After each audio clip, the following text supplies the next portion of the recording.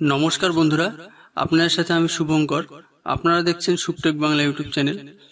তো বন্ধুরা, আজকে এই ভিডিওর মাধ্যমে আপনাদের জন্য গ্রাম পঞ্চায়েত অফিসের পক্ষ থেকে বিভিন্ন রিক্রুটমেন্ট রিলিজ করা হচ্ছে ইতিমধ্যেই, যেখানে কিন্তু ইতিমধ্যে আবেদনপত্র জমা নেওয়া শুরু হয়ে গেছে।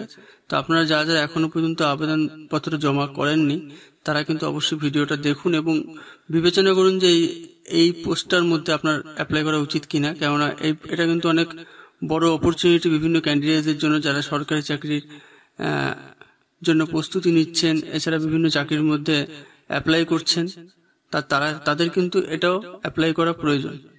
তো যার জন্য বলবো অবশ্যই ভিডিওটা শুরু থেকে শেষ পর্যন্ত দেখুন। এটা হলো গ্রাম পঞ্চায়েত রিক্রুটমেন্ট, যেটা হলো পশ্চিমবঙ্গ রাজ্যের গ্রাম পঞ্চায়েত বিভাগের ত্রিস্তরীয় পঞ্চায়েত দপ্তরের বিভিন্ন শূন্য পদে গ্রাম পঞ্চায়েত কর্মী নিয়োগের প্রক্রিয়া শুরু হয়েছে বেশ কিছু মাস আগে।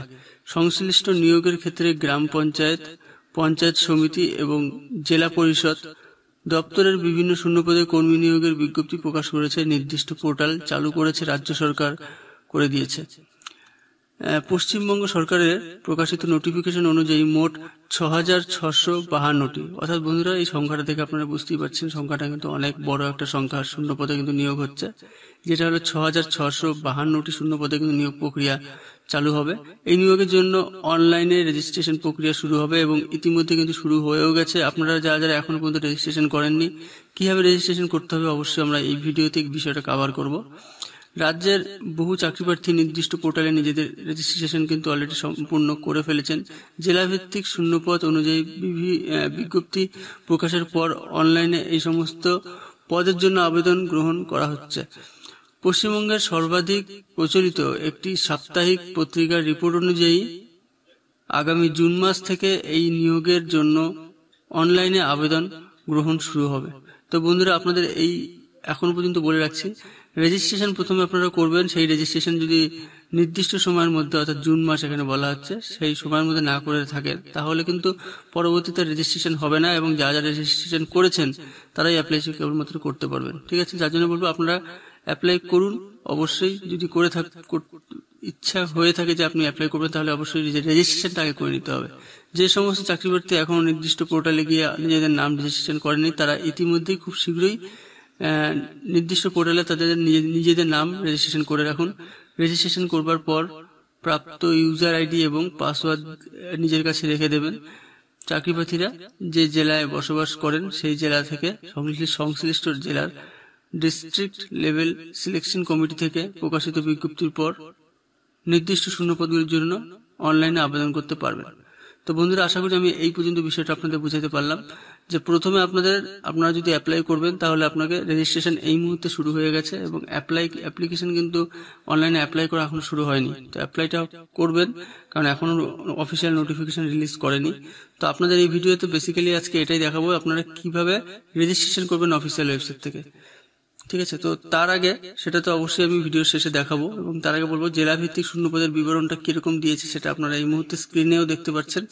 এখানে যে টেবিলটা দেখতে পাচ্ছেন, জেলার নাম, গ্রাম পঞ্চায়েত এবং পঞ্চায়েত সমিতি এবং জেলা পরিষদ। ঠিক আছে, তো জেলা পরিষদের সংখ্যাটা একটু কম হবে যেহেতু গ্রাম পঞ্চায়েতের সংখ্যাটা এখনো বেশি রয়েছে এবং পঞ্চায়েত সমিতির সংখ্যাটাও বেশি আছে। তো আলিপুরদুয়ার রয়েছে, বাঁকুড়া, বীরভূম, কোচবিহার, দক্ষিণ দিনাজপুর, দার্জিলিং, হুগলি, হাওড়া, আমাদের জলপাইগুড়ি রয়েছে। জলপাইগুড়িতে দেখা যাচ্ছে 104টি রয়েছে এবং 11টি রয়েছে দেখা যাচ্ছে জেলা পরিষদের হয়ে 31টি রয়েছে। তো সংখ্যাটা মোটামুটি ভালোই আছে। এবং পরবর্তীতে ঝাড়গ্রাম, কালিম্পং, মালদা। বন্ধুরা, আপনারা কোন ডিস্ট্রিক্ট থেকে ভিডিওটা দেখছেন অবশ্যই কিন্তু আপনারা কমেন্ট করে জানাতে ভুলবেন না। ঠিক আছে, এবং মুর্শিদাবাদ রয়েছে, নদিয়া, উত্তর 24 পরগনা, পশ্চিম বর্ধমান, পশ্চিম মেদিনীপুর, পূর্ব বর্ধমান, ঠিক আছে, এবং পূর্ব মেদিনীপুর, পুরুলিয়া রয়েছে, দক্ষিণ 24 পরগনা, উত্তর 24 পরগনা। তো এখানে সমস্ত জেলার নাম কিন্তু এখানে রয়েছে। ঠিক আছে, তো আপনি কোন জেলা থেকে ভিডিওটা দেখছেন অবশ্যই কিন্তু কমেন্ট করে দেবেন এবং ভিডিওটি থেকে হেল্পফুল হলে একটু লাইক করে দেবেন, শেয়ার করে বাকি বন্ধুদের কাছে পৌঁছে দেবেন। এবং উল্লেখ্য, ত্রিস্তরীয় পঞ্চায়েত বিভিন্ন শূন্যপদে কর্মী নিয়োগের ক্ষেত্রে শিক্ষাগত যোগ্যতা, সিলেবাস এবং পরীক্ষার প্রস্তুতি বিস্তারিত বিবরণ ইতিমধ্যেই প্রকাশিত করা হয়েছে। চাকরি প্রার্থীরা রাজ্য সরকারের নির্দিষ্ট পোর্টালে অথবা আমাদের ওয়েবসাইট ভিজিট করতে পারেন। তো বন্ধুরা, আমি আপনাদের বলবো, আপনারা যদি এডুকেশন কোয়ালিফিকেশন এবং সিলেবাস এবং পরীক্ষার পদ্ধতি কিভাবে নেওয়া হবে সিদ্ধান্ত বিস্তারিত তথ্য যদি এই পোস্টে জানতে চান, তাহলে অবশ্যই কমেন্টে জানান, তার রিপ্লাই দিয়ে অবশ্যই। এছাড়া না হলে আমি একটা এক্সট্রা ভাবে ভিডিও বানিয়ে দেবো এই বিষয়ের উপর। অবশ্যই কমেন্ট করতে হবে, যদি কমেন্টের সংখ্যা বেশি হয় তাহলে আমি সেটার জন্য আলাদা ভিডিও বানিয়ে দেবো। তো এই ছিল ভিডিও, এবং এখন আপনাদের ফাইনালি যেটা দেখাবো যে কিভাবে আপনারা রেজিস্ট্রেশন করবেন। এখন তো ধরে নেওয়া হচ্ছে আপনারা অ্যাপ্লাই করবেন, ঠিক আছে? তাহলে আপনি চলে আসবেন অফিসিয়াল ওয়েবসাইটে wbprms.in। আপনাদের সুবিধার জন্য আমি ভিডিও ডেসক্রিপশন নিচে লিঙ্ক দিয়ে দেবো। তো এখানে নোটিশ যে রয়েছে, নোটিশে গেলে আপনার নোটিশটা ডাউনলোড করতে পারবেন। তবে আপনারা চলে আসবেন হোমে আসবার পরে আপনাদের উপরে দেখবেন দুটো অপশন রয়েছে, ক্যান্ডিডেটস লগ ইন এবং পাশাপাশি রয়েছে রেজিস্টার নাও। তো ক্যান্ডিডেটস লগ ইন যেটা রয়েছে, যদি আপনি অলরেডি রেজিস্টার করে থাকেন অ্যাপ্লাইয়ের ক্ষেত্রে, তখন আপনি লগ ইন করবেন। প্রথমে আপনাকে রেজিস্টার নাওয়ে ক্লিক করতে হবে।